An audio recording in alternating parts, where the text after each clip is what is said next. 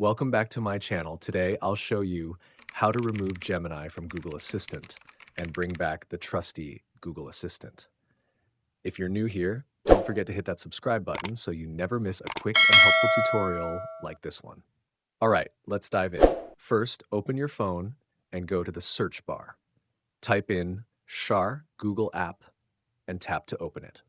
Once you're inside, click your profile picture in the top right corner. Next, scroll down and tap on Settings. This will take you to a page with a bunch of options. Look for Google Assistant and tap on it.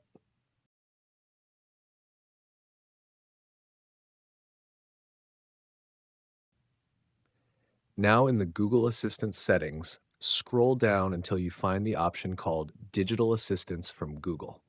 Tap on that, and here's the key part. Click on Google Assistant to make it your default assistant again. You'll be asked to confirm this. Just click Switch, and you're all set.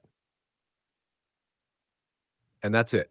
You're back to using Google Assistant, no more Gemini. If this video helped you out, make sure to leave a like and share it with friends who might need it. And remember, hit that subscribe button so you don't miss out on more tips and tricks. See you in the next video.